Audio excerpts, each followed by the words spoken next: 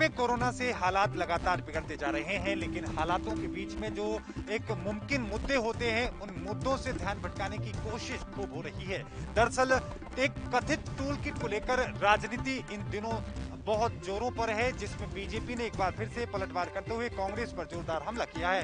BJP का दावा है कि सौम्या वर्मा नाम की एक महिला ने इस टूल किट को तैयार किया था और इसके साथ ही बीजेपी ने यह भी आरोप लगाया है कि ये महिला कांग्रेस से जुड़ी हुई है और इसके साथ इसमें जो कई बड़े ऐसे नेता हैं कांग्रेस के, जिनके साथ उसकी तस्वीरें भी सामने आई हैं।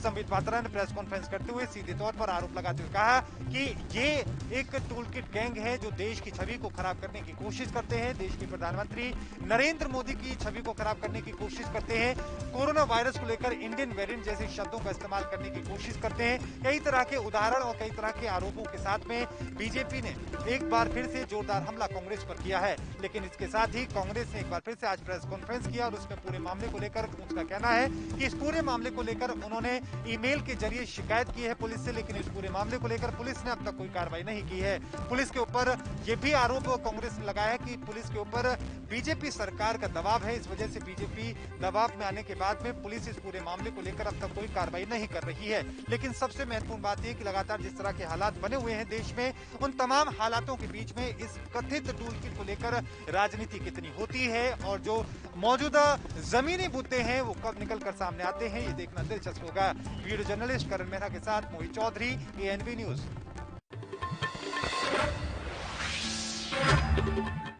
देश में कोरोना की दूसरी लहर का कहर जारी है। ऐसे में देश के हॉस्पिटलों से कोई न कोई खबर सामने आती रहती है। ऐसे में बिहार से ऐसे ही एक मामला सामने आया है, जिसमें राजधानी पटना के बड़े निजी हॉस्पिटल पर कोरोना संक्रमित महिला से छेड़खानी करने का आरोप लगा है। बुधवार को अस्पताल में हुई कोरोना पॉजिटिव महिला की मौत के बाद उसकी बेटी ने आरोप लगाया है कि उसने कहा कि अस्पताल में 17 मई को उसकी मां के साथ 3 लोगों ने मिलकर गलत काम किया। ऐसा करने के बाद से ही उसकी मां की तबीयत ज्यादा खराब हुई। महिला की बेटी ने कहा कि इस मामले में कई बार उसने अस्पताल के लोगों को बताया लेकिन कुछ नहीं किया गया। उल्टा अस्पताल की ओर से हालत खराब होने के बाद कहकर उसे आगे के इलाज के लिए पेपर पर साइन करने के लिए कहा गया। इसके बाद पता नहीं उसकी मां के साथ क्या किया गया कि मां ने बोलना छोड़ दिया और कह दिया गया कि उनकी मौत हो गई। इस मामले की जानकारी मिलने के बाद पुलिस अस्पताल में पहुंची और मामले की जांच में जुट गई। कैमरामैन हरपाल के साथ Mamta Sharma, ANB news. Corona virus के बढ़ते मामलों के बीच में कांग्रेस सांसद राहुल गांधी ने एक बार फिर केंद्र सरकार पर निशाना साधा है और आए दिन वो हमलावर रहे हैं और आए दिन वो ट्वीट भी करते हुए नजर आ रहे हैं। और आज उन्होंने फिर से एक ट्वीट किया है और कहा कि राहुल गांधी ने कोरोना वायरस संक्रमण से होने वाली मौतों के आंकड़ों को लेकर आरोप लगाया है कि लोगों का ध्यान भटकाना, झूठ फैलाना और तथ्य छुपकाना और यहाँ इस सरकार की नीति है। उन्होंने साफ तौर पर ट्वीट किया, वैक्सीन कम होती जा रही है और कोविड मृत्यु लगातार बढ़ती ही नजर आ रही है। तो यहाँ ये सब बातें उन्होंने ट्वीट के जरिए कही हैं। केंद्र सरकार की नीति ध्यान भटकाओ, झूठ फैलाओ, शोर मचाकर तथ्य छुपाओ। तो ये सब बातें राहुल गांधी ने केंद्र सरकार पर कही है। नेता के साथ साथ केंद्र सरकार पर यह आरोप उस वक्त लगाया गया जब बीजेपी ने मंगलवार को एक टूल किट का हवाला देते हुए दावा किया था कि केंद्र प्रधानमंत्री नरेंद्र मोदी को बदनाम करने का प्रयास किया जा रहा है। कैमरामैन हरपाल के साथ साधना बत्रा, ANB न्यूज।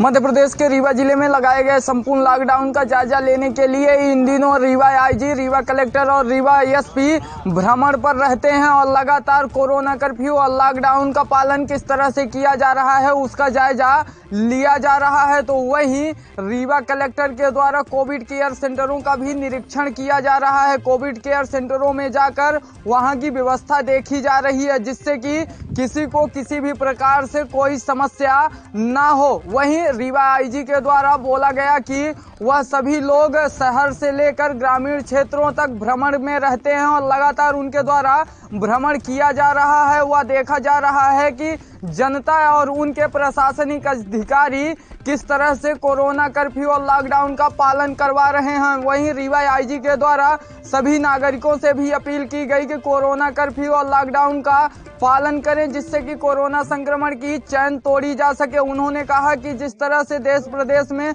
कोरोना संक्रमण एक भयावह की स्थिति निर्मित कर चुका है, इससे बचने के लिए सभी को अपने अपने बचाव में जरूरी है कि कोविड-19 के नियमों का पालन करें और अपने अपने घरों में रहें। वहीं रीवा आईजी के द्वारा बताया गया कि उनके द्वारा लगातार ग्रामीण क्षेत्रों में भी भ्रमण किया जा रहा है और बॉर्डर के एरिया में भी जाकर देखा जा रहा है कि जो बॉर्डर सील हुए हैं वहां पर किस तरह की स्थिति बनी हुई है। इसका पालन किस तरह से जनता द्वारा किया जा रहा है और हमारे कर्मचारी किस प्रकार का इसका करवा रहे हैं ये भी देख रहे हैं। हमने शुरू किया है वहाँ से, अभी धीरे यहाँ चाकगांव बॉर्डर तक आया है।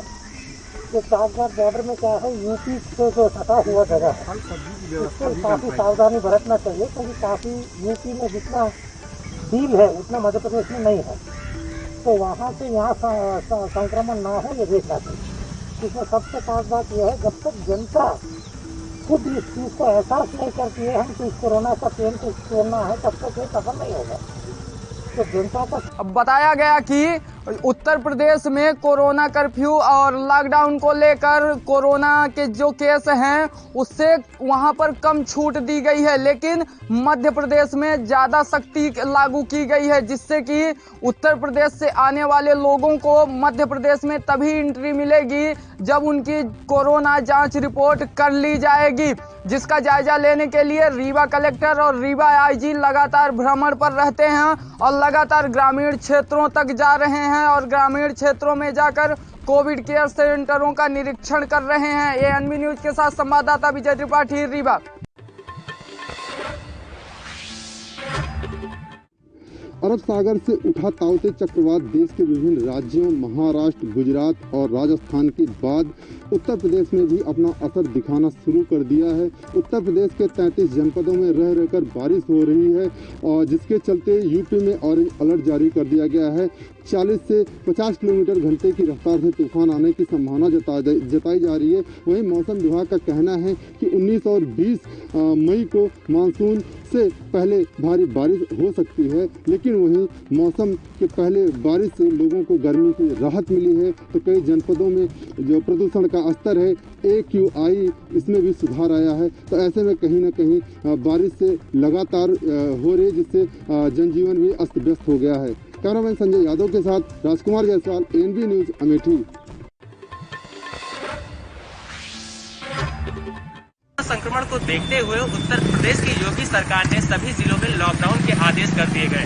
वहीं 24 मई तक अयोध्या जनपद में भी लॉकडाउन का आदेश जिला अधिकारी अनुज कुमार झा ने दे दिया है।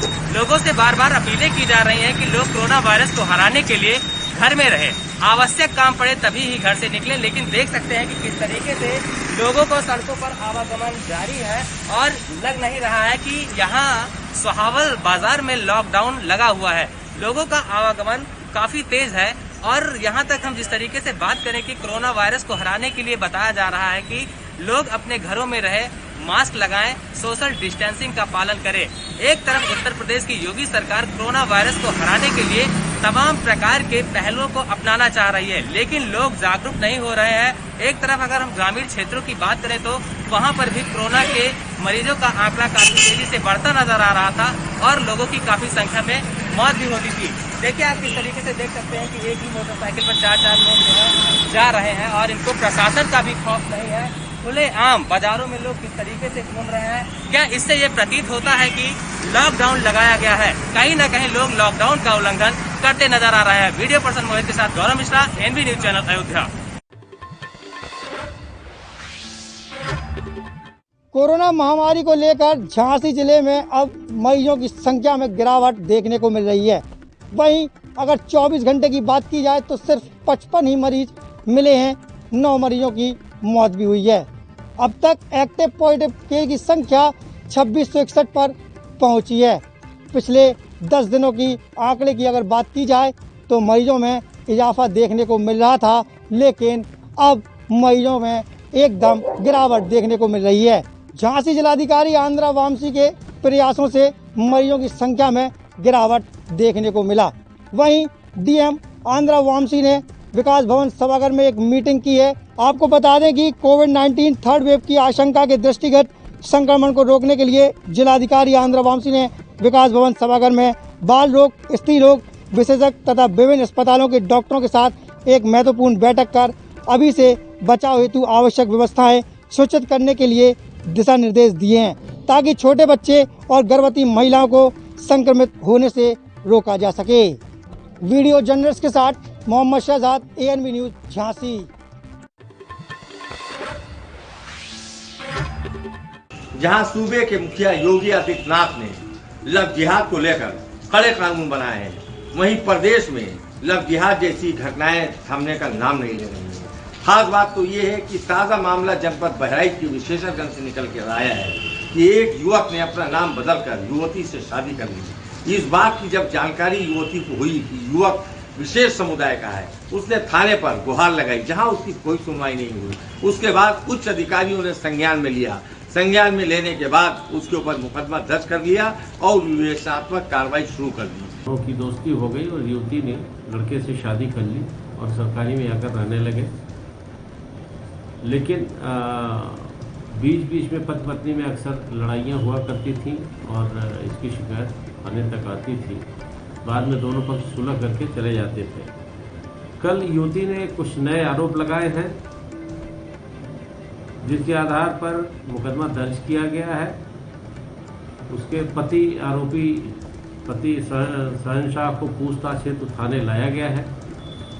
पीड़िता का कार्यपालक मजिस्ट्रेट के समक्ष बयान हुआ था, जिसमें वह अपने पति के साथ जाना उसने बताया है, किंतु FIR दर्ज होने के कारण धारा 164 का बयान कल न्यायिक मजिस्ट्रेट के सामने इसका कराया जाएगा और उस आधार पर जो भी तथ्य प्रकाश में आएंगे उस आधार पर कार्रवाई कराई जाएगी। कैमरा पर्सन के साथ रफीकुल्लाह खां, ANB न्यूज, बहराइच। कोरोना काल को देखते हुए सबसे ज़्यादा दिक्कत दिहाड़ी मजदूरों को हो रही है।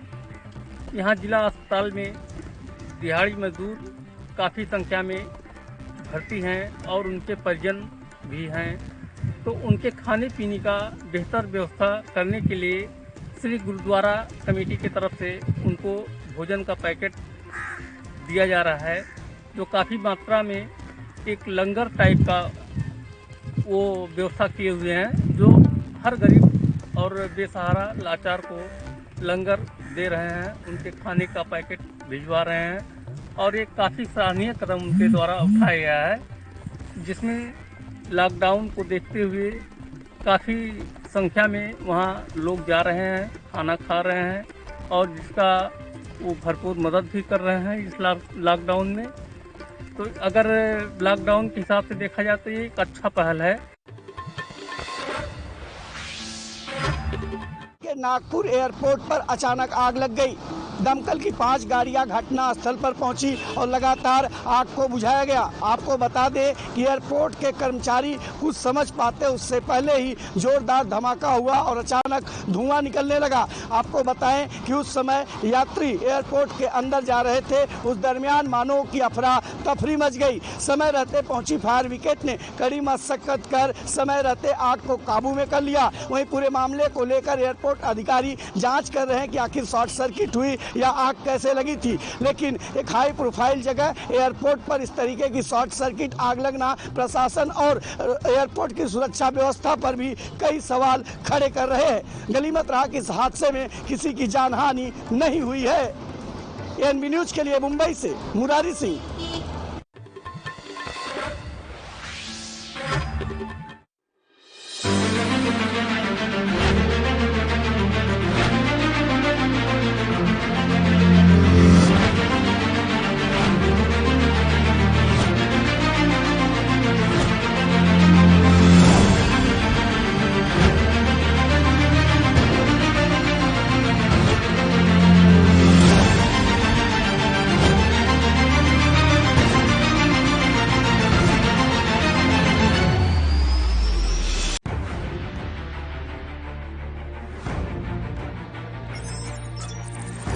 खबर चाहे सियासत की हो या सरकार की,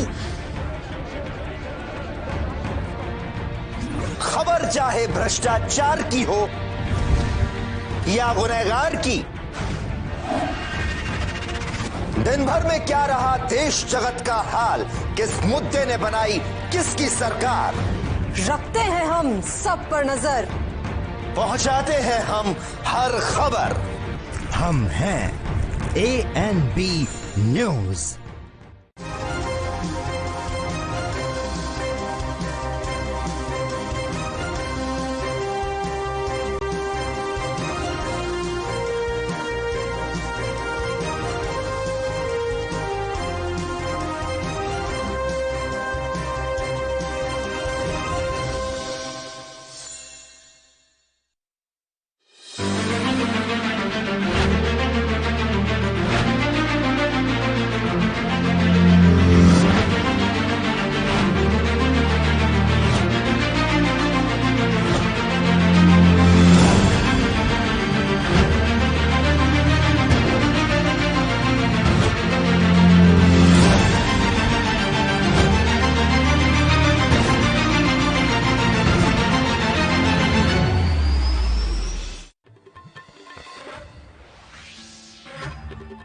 कोरोना जैसे महामारी को देखते हुए कौशाम्बी में एक गांव में कोरोना बहुत ज़्यादा फैला हुआ है। अभी तक 12 से 14 लोगों की मौत हो चुकी है। इससे लोग काफ़ी डरे हुए हैं। कौशाम्बी में मंझनपुर तहसील क्षेत्र के लयगवा गांव में लगभग 7 साल से लेकर 70 साल के 12 से 14 आदमी मर चुके हैं। गांव में काफ़ी सनसनी फैली हुई है। लंगावा में है, लंगावा ये सरसवा कौशाम्बी लंगावा गांव में है। यहाँ पे हम लोग आए हैं, 2 टीमें यहाँ लगाई गई है। तो दोनों टीम जो है डेथ हिस्ट्री नोट कर रहे हैं हम लोग। गांव में कितने लोग की मृत्यु हुई है उनका डेथ हिस्ट्री लेके, और उसके बाद अगर कोई वहाँ बीमार है कुछ है तो उसको दवा भी दी जा रही है और सैंपलिंग भी की जा रही है। अभी तक कितने सैंपलिंग? अभी तक हम लोगों ने 16 सैंपलिंग किया है। इसमें एंटीजन में सब रिपोर्टें निगेटिव आई हैं।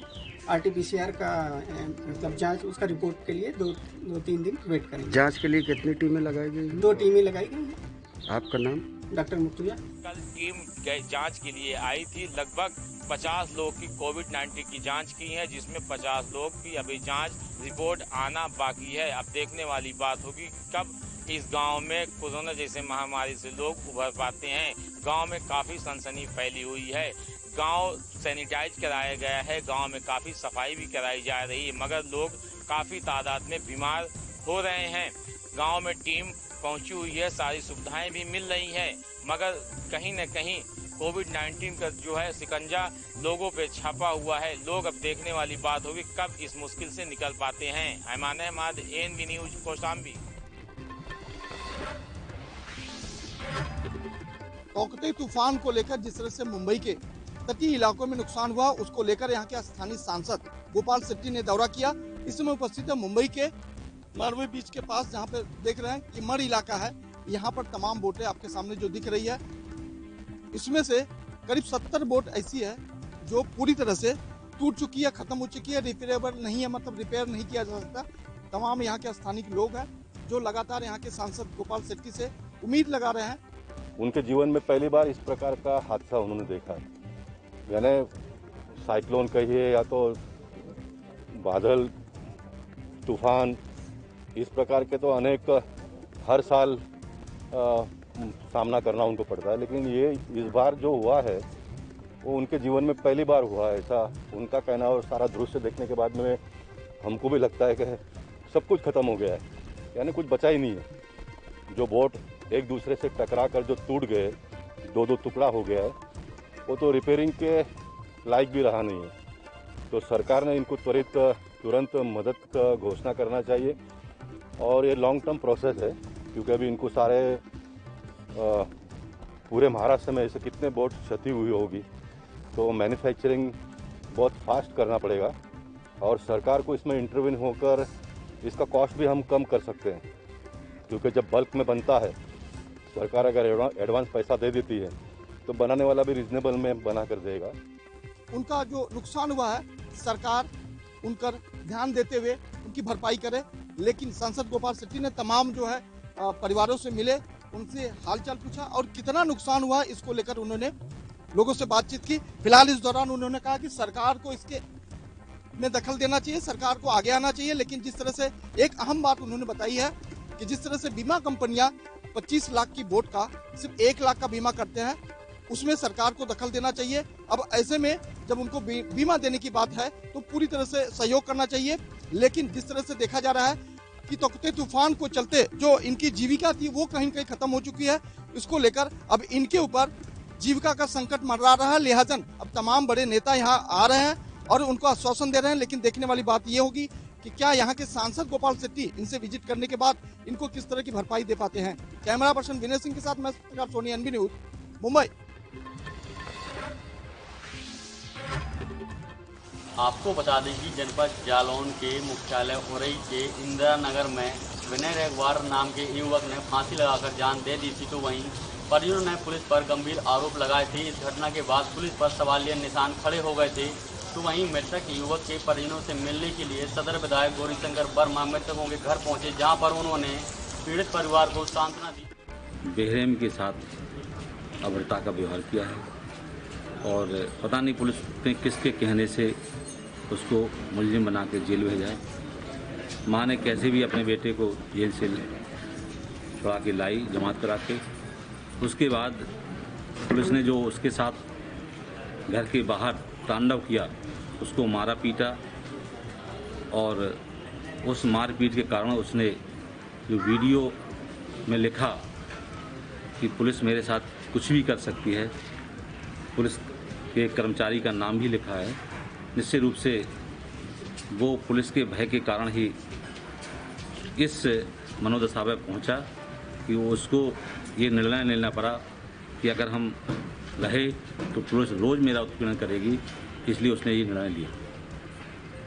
क्या आप कार्रवाई होगी, आपके द्वारा क्या कार्रवाई की? अब चूँकि उस घटना को लेकर जिले के मीडिया कर्मियों ने उस विषय को संज्ञान में लाने का काम किया और उस मृतक परिवार को सहारा देने का काम जो मीडिया कर रही थी और उस मृतक परिवार की जो डेड बॉडी थी, साथ ही दोषी पुलिसकर्मियों के खिलाफ कार्रवाई करने की बात भी कही है। तो वहीं सदर विधायक गौरीशंकर वर्मा ने बताया कि परिजनों से मिलने और उनसे बातचीत करने के बाद यह पता चला है कि पुलिस की यह लापरवाही है। तो वहीं यह भी पता लगाने का प्रयास किया जा रहा है कि किसके कहने पर युवक को फंसाकर जेल भेजा था। तो वहीं जब पत्रकारों ने इस खबर को चलाया तो पुलिस पत्रकारों के खिलाफ ही कार्रवाई करने व मुकदमा लिखने की धमकी दे दी और अज्ञात पत्रकारों के ऊपर मुकदमा लिख दिया गया।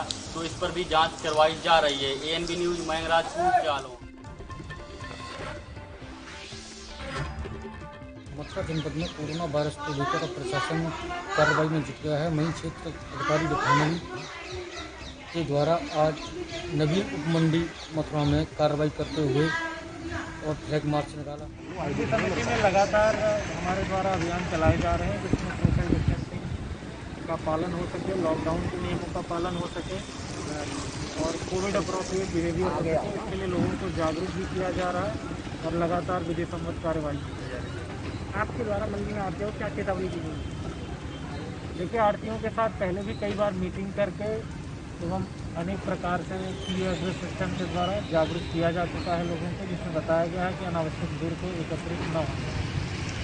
इससे कोविड से लड़ने में हमारी लड़ाई कमज़ोर है। तो आज भी वही चेतावनी दी गई और जो जिनके अनावश्यक भीड़ लगी थी और जो इस बात को नहीं मान रहे हैं उनके विरुद्ध विधिक कार्रवाई की जा रही है। आज कितने लोगों के खिलाफ कार्रवाई की? कुछ लोगों को चिन्हित किया गया है, 4 दुकानदारों के खिलाफ इस प्रकार से 4 दुकानदारों के खिलाफ कार्रवाई की में सोशल डिस्टेंस और मास्क नहीं लगा रहे लोगों के खिलाफ भी कार्रवाई की है, क्योंकि पूरे देश में और पूरे मथुरा जनपद में कोरोना का कहर दोबारा से देखने को मिल रहा है। उसको लेकर प्रशासन पूरा अलर्ट हो चुका है। मैं एसएसपी गौरव ग्रोवर के आदेश के अनुसार आज ये कार्रवाई की गई है। मथुरा से रिंकू शर्मा, एएनबी न्यूज। बस्ती जनपद में अपराध कम होने का नाम नहीं ले रहा है।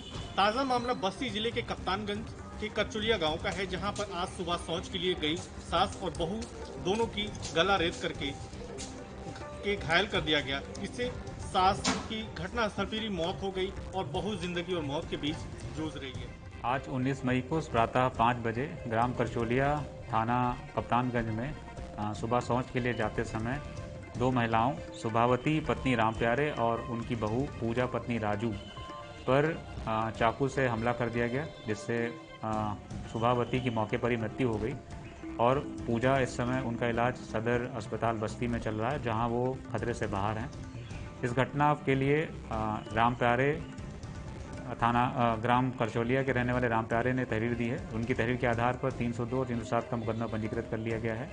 मुख्य आरोपियों की गिरफ्तारी शीघ्र ही कर ली जाएगी। उनकी बहू पूजा खतरे से बाहर हैं। सुभावती की लाश हमारे कब्जे में है, जिसका पंचायतनामा भर के पोस्टमार्टम कराया जा रहा है। इस मौके पर घटनास्थल पर पहुंचे बस्ती के पुलिस अधीक्षक आशीष श्रीवास्तव ने बताया कि अभियुक्तों की गिरफ्तारी के लिए टीम का गठन कर दिया गया है और जल्द ही अभियुक्त हमारे गिरफ्त में होंगे और मृतका की बॉडी को पोस्टमार्टम के लिए पंचनामा भर की बस्ती के लिए भेज दिया गया है और जो घायल बहू है उसका इलाज जिला अस्पताल बस्ती में चल रहा है। अब देखने वाली बात ये होगी कि आए दिन जो बस्ती जनपद में अपराधों का ग्राफ बढ़ता ही जा रहा है, इसको कम करने में बस्ती पुलिस कितना सफल साबित होती है। कैमरा पर्सन नौसीम खान के साथ तौफीक खान, ANB न्यूज।